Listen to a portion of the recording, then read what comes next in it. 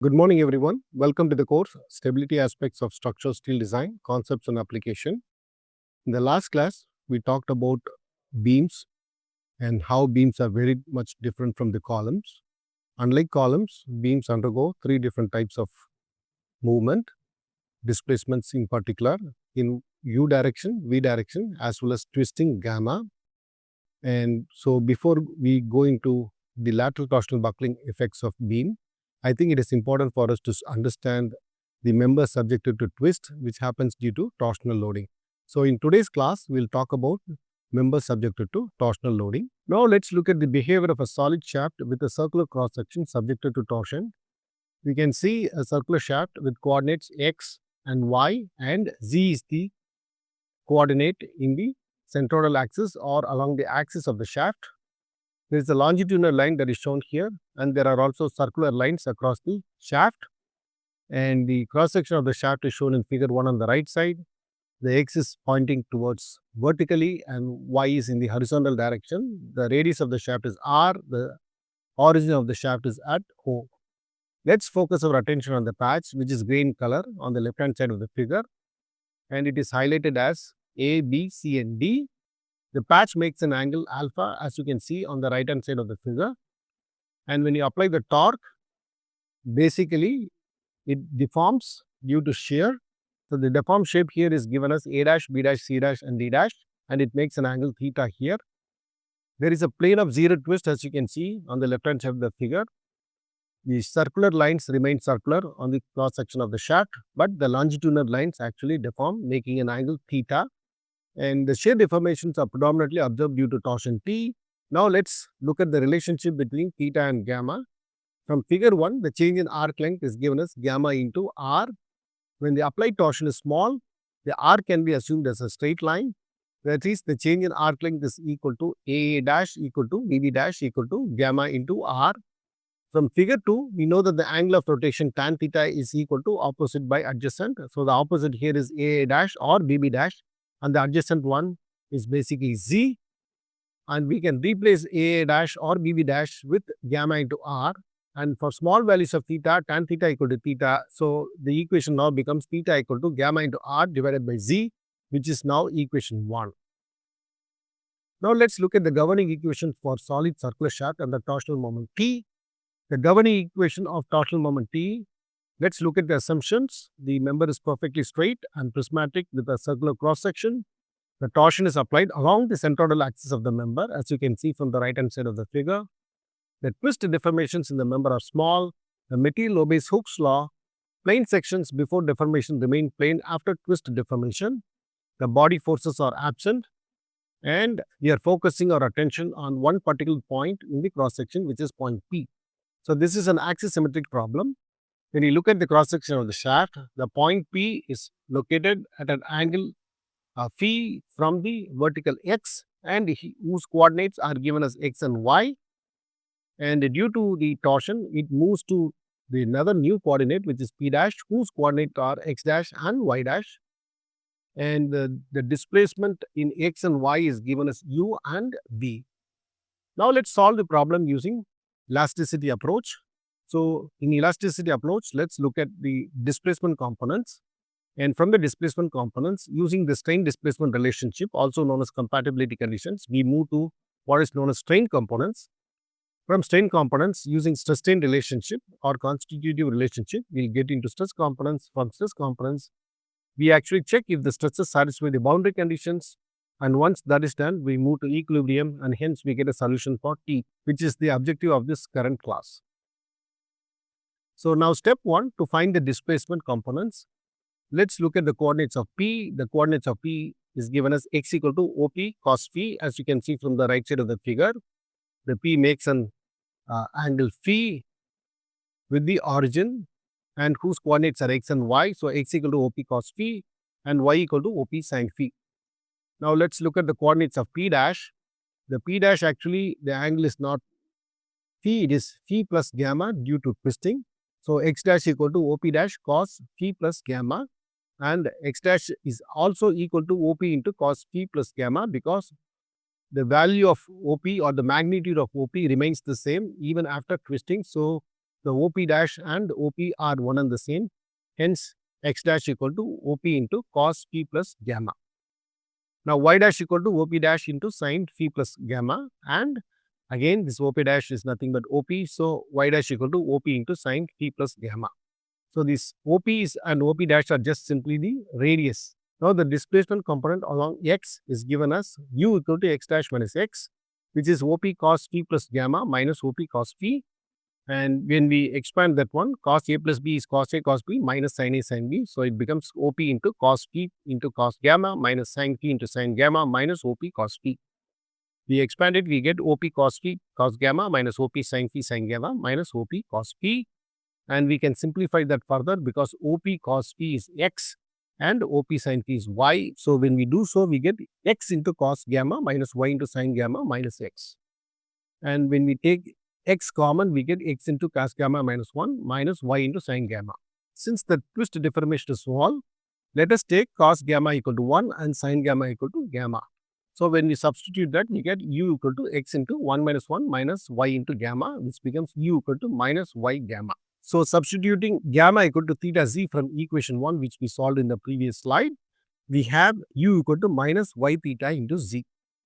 Now, let's look at the displacement component along y. So, v equal to y dash minus y, that is equal to OP sin phi plus gamma minus OP sin phi.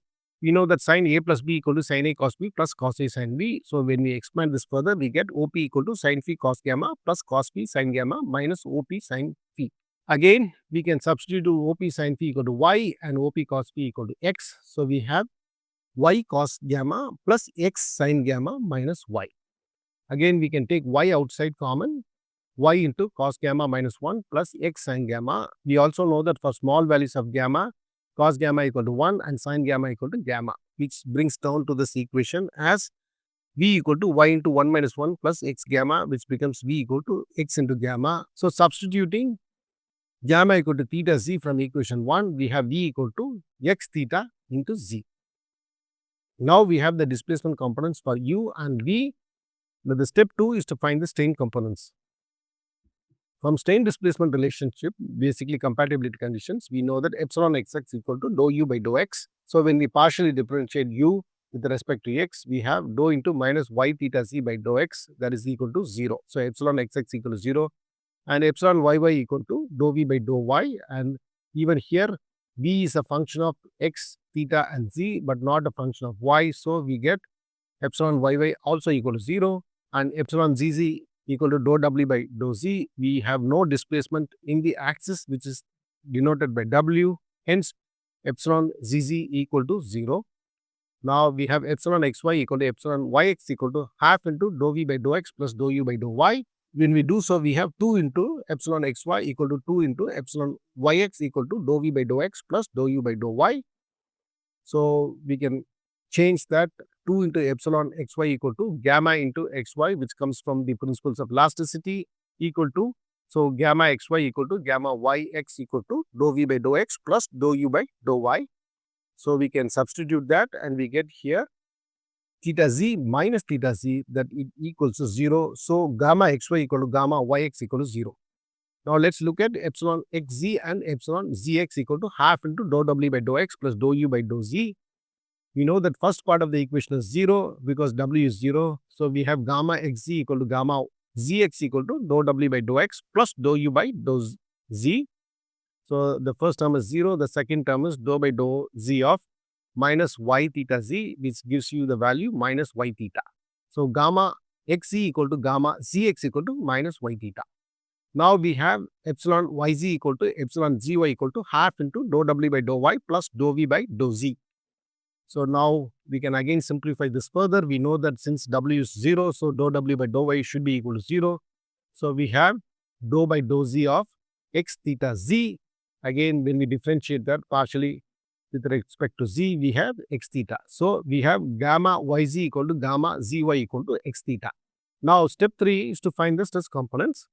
So, from the stress strain constitutive relationships, we have epsilon xx equal to 0, epsilon yy equal to 0, epsilon zz equal to 0. And we know that gamma xy equal to gamma yz equal to 0, gamma xz equal to gamma zx equal to minus y theta, and gamma yz equal to gamma zy equal to x theta. So we have sigma xx, sigma yy, sigma zz, sigma zx, sigma yz, comma, sigma zx here. So sigma xx equal to E by 1 plus nu into 1 minus 2 nu into 1 minus nu into epsilon xx plus nu into epsilon yy plus epsilon zz.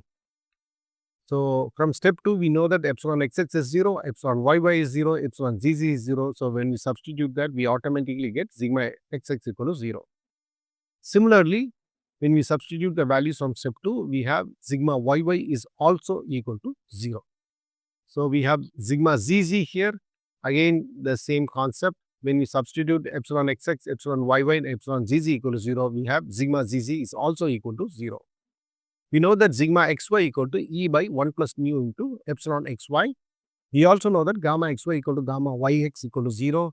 So that means that sigma xy is also equal to 0. So now we have sigma xz equal to E divided by 1 plus nu into epsilon xz. So we know that gamma xz equal to gamma zx equal to minus y theta. So when we substitute that, we have 2 into epsilon xz equal to 2 into epsilon zx equal to minus y theta. So we substitute that, we have epsilon xz equal to epsilon zx equal to minus y theta by 2. So we have E by 1 plus nu into minus y theta by 2. We also know that E by 2 into 1 plus nu equal to g, which is the shear modulus. So we have sigma xz equal to minus gy theta. Similarly, sigma yz is given as E by 1 plus nu into epsilon yz. So we know that gamma yz equal to gamma zy equal to x theta. So we also know that from this one, 2 into epsilon yz equal to 2 into epsilon gy equal to x theta. So we have this epsilon yz equal to epsilon gy equal to x theta by 2. We substitute here, again the same philosophy, E by 2 into 1 plus nu is taken as g. So sigma yz equal to g into x into theta. So now from step 2, we have strain components, epsilon xx equal to 0, epsilon yy equal to 0, epsilon zz equal to 0. We also know that gamma xy equal to gamma zy equal to 0, gamma yz equal to gamma zy equal to x theta, and gamma zx equal to gamma xz equal to minus y theta. So from step 3, the stress components, we also know that sigma xx equal to 0, sigma yy equal to 0, and sigma zz equal to 0. Sigma xy equal to sigma zy equal to 0, sigma yz equal to sigma zy equal to gx theta, and sigma zx equal to sigma xz equal to minus gy theta. We know that these equations depend stress at any point in the cross section, including the boundary. However, it is essential to check if these stresses satisfy equilibrium along boundary. Now let's apply the boundary condition, which is step 4. So we have the non-zero stresses along the boundary, which is sigma zx equal to minus gy theta and sigma zy equal to gx theta. Since we have assumed the body forces to be absent on the shaft, to ensure that these stress components satisfy equilibrium along boundary, it is essential to check if the resultant of these stress components along unit normal to surface is 0. So let the material point N on the surface at y comma x has direction cosines L, M and 0. As you can see from here, we have this L equal to cos phi, which is cos phi is given as x by r, and M equal to sin phi, which is given as y by r from the picture on the left. So then the point is said to satisfy the conditions only if L into sigma zx plus M into sigma zy is equal to 0. So we substitute them in the above equation. We have L into sigma zx plus M into sigma zy, which is given as L is given as x by r. So x by r into sigma zx plus y by r into sigma zy. So when we substitute that values, we have x by r into minus gy theta plus y by r into gx theta. So that boils down to L into sigma zx plus M into sigma zy is equal to 0. Hence, these stresses satisfy the boundary conditions of given problem. Now, step 5 is to apply the equilibrium condition to find the solution for T, the torque. So, taking moment of stress components at material point N about O, here we assume that the counterclockwise is positive. So, we have sigma mz is equal to double integral of sigma zy into dA, which is the force, and multiplied by the perpendicular distance x, minus sigma zx into dA, which is the force, multiplied by the perpendicular distance y. And we substitute sigma zy as gx theta and sigma zx as minus gy theta. We get g theta into double integral of x square plus y square into dA, which is nothing but r square into dA. So this can be written as sigma mg equal to g theta into j. By equilibrium, sigma mg is equated to externally applied torsion T. So we have T equal to g theta into j. So this is the governing equation for uniform torsion or St.Venant torsion. Now let us look at the limitations of the solution derived for T in circular cross sections. T equal to g theta into j. So the circular cross sections remain circle number 1, and the deformations are within cross section U and V, which is very unique to circular cross sections. And the torsional constant is the polar moment of inertia J given as x square plus y square into dA, which is double integral of r square into dA. However, the commonly used cross sections in steel constructions are non-circular in nature, which is an I section or a tubular section, as you can see on the right side. So here also T equal to g theta into j. The form of the equation is still applicable for non-circular cross sections. However, the assumptions do not hold good for non-circular cross sections. So what are those? The plane of the cross section do not remain the same. The outer plane deformations are observed in cross section U, V and W, and the torsional constant J is no longer equal to the polar moment of inertia. So the torsional constant is a generic term which is used for all cross sections, whereas J becomes polar moment of inertia only for circular cross sections. So let's look at the behavior of non-circular cross sections subjected to torsion. So we have a non-circular cross section, as you can see from the figure here. So it is prismatic, the cross sections are identical, and when you apply the torque, there is a movement, as you can see here. So there is a deformation along the longitudinal axis Z axis. So let's look at what is the difference between an undeformed and a deformed cross section. So you look at here, the undeformed cross section is given in the black color dotted line, and the deformed cross section is given in the red color lines. As you can see, due to twist, there is a rigid body movement. So there is a rigid rotation of the cross section about longitudinal axis, also defined as twist. But you can also see that there is a point at the rightmost side, which is denoted as by a small circle. The circle actually moves to the right. Basically, there is a deformation in the axial direction. So the movement is elongating or coming out of the plane in the axial direction to the right at the bottom. And if you can see the same point here at the top, it moves inside, and you can say that it is moving out of plane inside towards the cross section, and this movement is also known as warping. So basically, warping is nothing but axial deformation of the cross section. So longitudinal deformation of the cross section is defined as warping. Let us find solution for T using elasticity approach. Now this is accomplished by what is known as St.Venant semi-inverse method. So the displacement component here are rigid body rotation. The cross section shape remains undistorted. So U equal to minus y theta z and V equal to x theta c, which we have previously derived in the circular cross sections. The only change here is that there is a warping deformation which we did not anticipate in a circular cross section, because circular cross section do not warp, but all non-circular cross sections warp, whose warping deformation is defined as W equal to theta into psi of x comma y.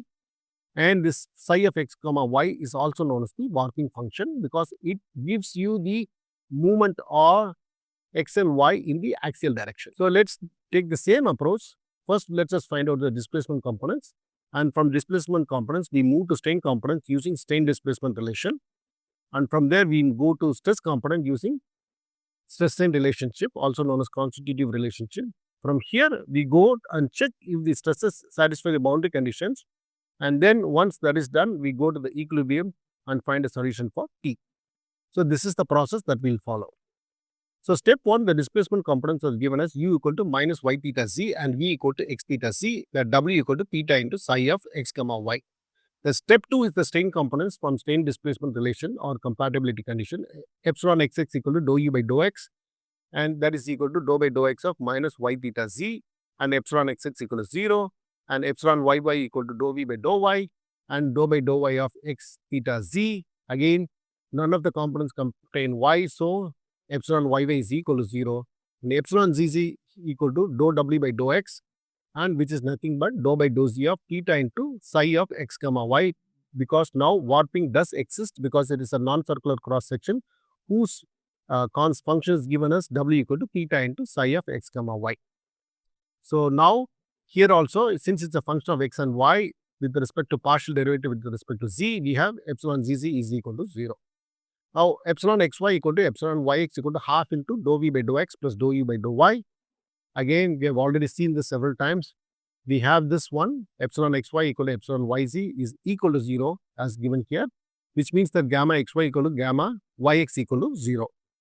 Now let's look at epsilon xz, which is equal to epsilon gx equal to half into dou w by dou x plus dou u by dou z. So when we do so, we substitute the value of w here. So it is dou by dou x of theta into psi of x comma y plus dou by dou z of minus y theta z. So when we do so, the second part of the component is easy to partially differentiate it. So we have a z component here. So it is 1. So it becomes minus y theta. On the next component, the first component remains the same. So we have gamma xz equal to gamma zx equal to theta into dou psi into x comma y by dou x minus y. Similarly, we have epsilon yz equal to epsilon gy equal to half into dou w by dou y plus dou v by dou z. So this again is given here as dou w by dou y plus dou v by dou z is equal to gamma yz equal to gamma zy. When we substitute here, again the second term in the equation becomes x theta. So we have gamma yz equal to gamma zy equal to theta into dou by dou y of psi of x comma y plus x. Now we need to eliminate psi from both the equations. So one way to do is to apply differentiation.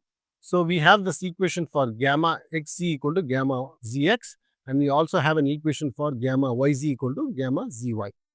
So when we apply differentiation or the first equation, so when we differentiate it, we have dou gamma xz by dou y equal to theta into dou squared psi of x comma y by dou x dou y minus dou y by dou y, which is equation 1.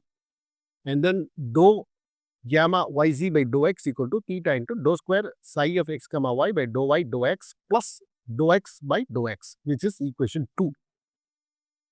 Now, if you look at it, we can subtract equation 2 from equation 1, which makes life easier. So dou gamma xc by dou y minus dou gamma yz by dou x is equal to theta into dou square psi of x comma y divided by dou x dou y minus dou y by dou y, which is 1, minus theta into dou square psi of x comma y by dou y dou x plus dou x by dou x, which again becomes 1.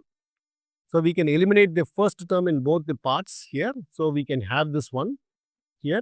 This finally boils down to minus 2 theta. So dou of gamma xc by dou y minus dou of gamma yz by dou x equal to minus 2 theta, which becomes equation 3. Now let's look at step 3, which is the stress component. So from the stress strain constitutive relationships, we have sigma xx equal to E divided by 1 plus nu into 1 minus 2 nu, bracket open, 1 minus nu into epsilon xx plus nu into epsilon yy plus epsilon zz, bracket close. So we know that epsilon xx equal to 0, epsilon yy equal to 0, and epsilon zz equal to 0, which means that automatically sigma xx is 0. Similarly, when we apply the same principle, we have sigma yy is also equal to 0, and sigma zz is also equal to 0. So now we have sigma xy equal to E by 1 plus nu into epsilon xy. And we also know that gamma xy equal to gamma yx equal to 0. Therefore, this equation will also become 0. So sigma xy is equal to 0. Now, sigma zx comma sigma zy is not equal to 0, which indicates that sigma zx comma sigma zy should also be not equal to 0. So unlike shear strains in circular cross section, the shear strain in non-circular cross sections are functions of both x and y terms. Hence, we shall use equations of equilibrium to find sigma zx and sigma zy. So equations of equilibrium are given here. So dou by dou x of sigma xx plus dou by dou y of sigma yx plus dou by dou z of sigma zx plus bx equal to 0. Similarly, dou by dou x of sigma xy plus dou by dou y of sigma yy plus dou by dou z of sigma zy plus b sub y equal to 0. The third one is dou by dou x of sigma xc plus dou by dou y of sigma yz plus dou by dou z of sigma zz plus b sub z is equal to 0. These are simply equations of equilibrium. We know that Bx, By, Bz equal to 0. Sigma xx, sigma yy and sigma zz is equal to 0. Okay, we also know that sigma xy equal to sigma yx is equal to 0.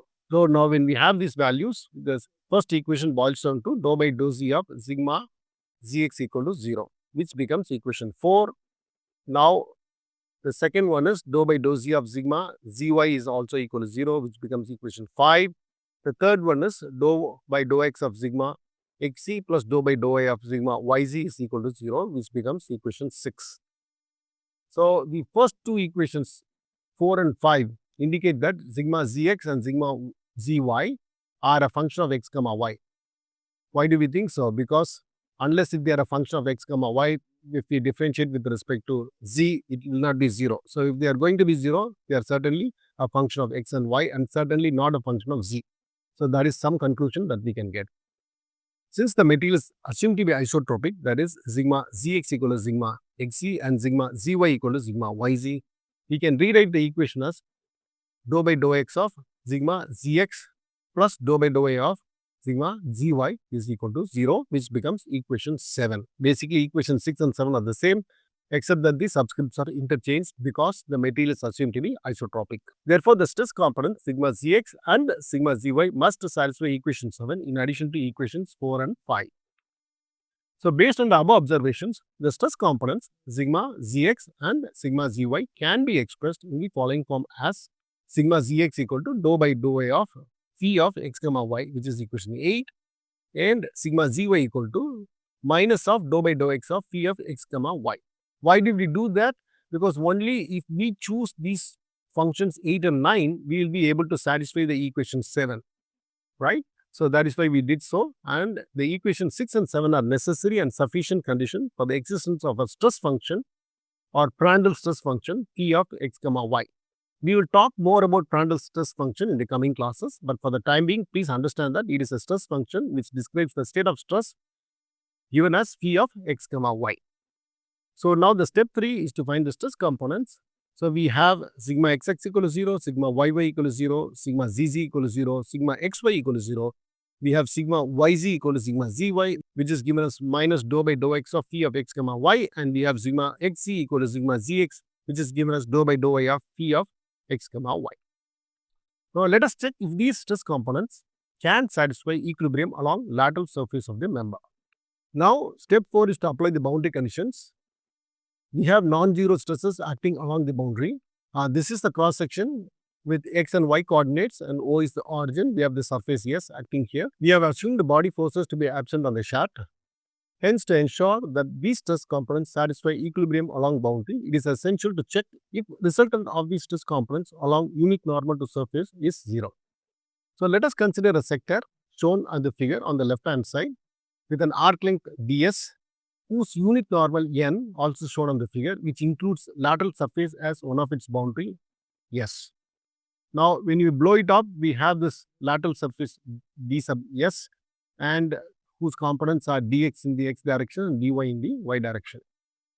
So we have this stresses sigma zx and sigma zy, and there is a value that is, there is the shear stress that is acting with an angle of tau. Now we have a shear stress tau acting at an angle of alpha given in the figure. To satisfy the boundary condition, the component of tau in the direction of unit normal n to the surface should be 0. Then the stress components are said to satisfy the boundary condition only if sigma zx into cos alpha minus sigma zy into sin alpha is equal to 0, where sin alpha equal to dx by ds and cos alpha equal to dy by ds. What we are basically doing here is that we are taking moment about the point of origin O. So sigma zx into cos alpha minus sigma zy into sin alpha is equal to 0. So substituting the values of sigma zx, sigma zy, sin alpha, cos alpha in the above equation. So we have sin alpha equal to dx by ds and cos alpha equal to dy by ds.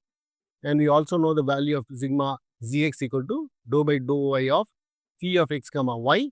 And we also know that sigma zy equal to minus dou by dou x of phi into x comma y. When we substitute that, this entire equation finally boils down to d of phi of x comma y by ds equal to 0. Basically, it is a chain rule elongated chain rule on the left hand side, because the minus and minus on the second term will become positive.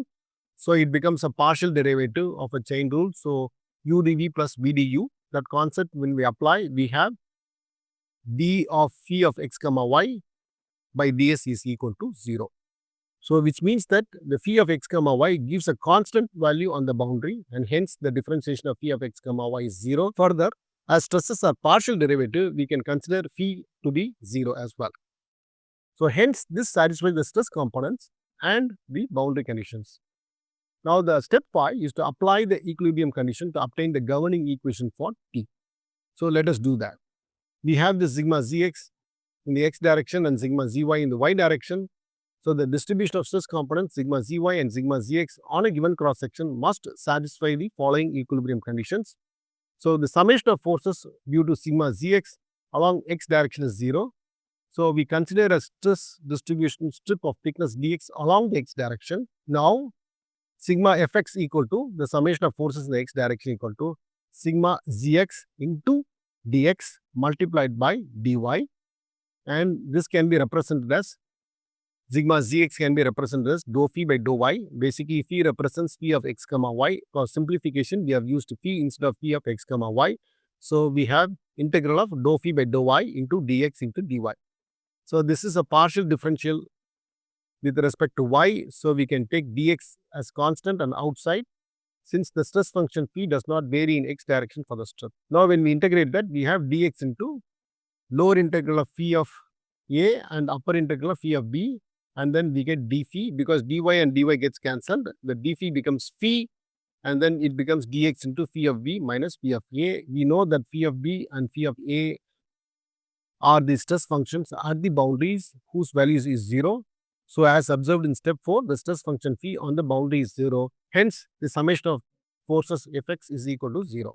Now, summation of forces due to sigma zy along y direction is 0. How do we do so? We consider the stress distribution of strip of thickness dy along y direction, as you can see from the picture here. So we have this sigma zy into dy into dx is the summation of forces integral, and we know that sigma zy equal to minus dou phi by dou x. Again, we have simplified phi of x comma y as phi. So we have that minus dou phi by dou x into dx into dy. Since it's a partial with respect to x, we take dy outside. So when we take dy outside, we have minus dy into d phi by dx into dx, since the stress function phi does not vary in y direction for the strip. So again, we have minus dy into integral of lower integral is phi of a and upper integral is phi of b into d phi. When we do so, again the same equation or the principles apply. So the stress at the boundaries are 0. So summation of forces in the y direction is also 0.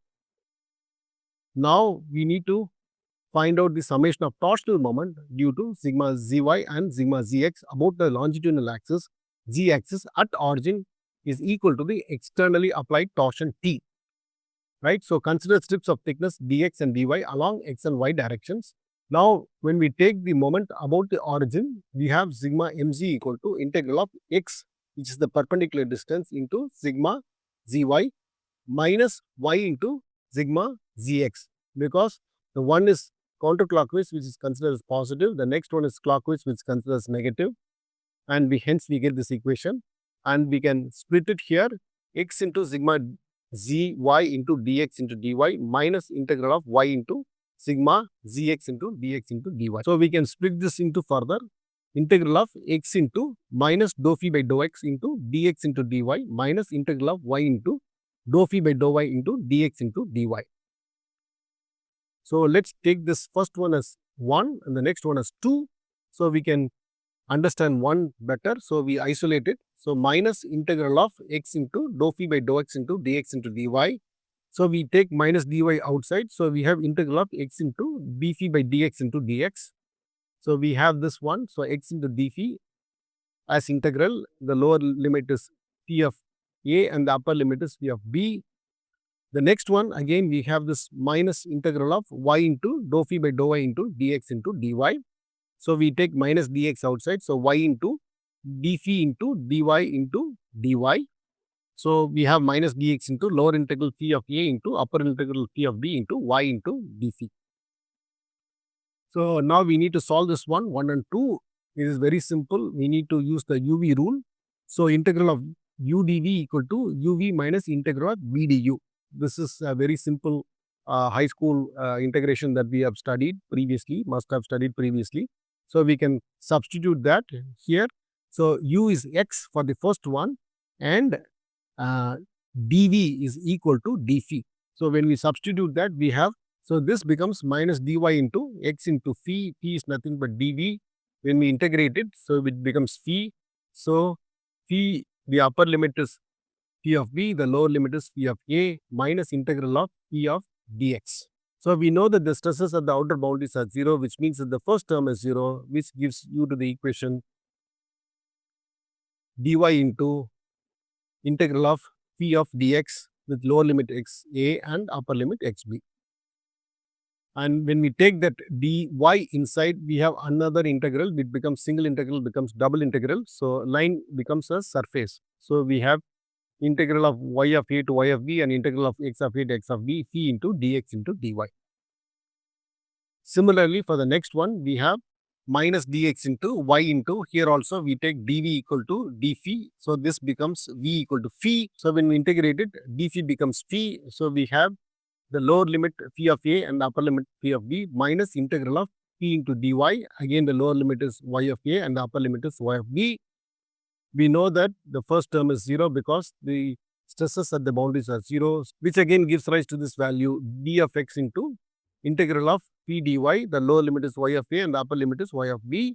So we take this dx inside. So now the single integral becomes a double integral. So integral of y of a to y of b and integral of x of a to x of b, phi into dx into dy. So substituting 1 and 2 in the above equation, we get the values that are given here. So that becomes 2 into integral of y of a to y of b and x of a to x of b, phi into dx into dy. Now this is equal to t because t is the externally applied torsion. So this is the solution for non-circular cross sections. The non-circular cross sections are t equal to 2 into integral of y of a to y of b and integral of x of a to x of b, phi into dx into dy. So with this one, we have completed the solution for torsion of non-circular cross sections using St.Venant semi-inverse theorem. Thank you very much.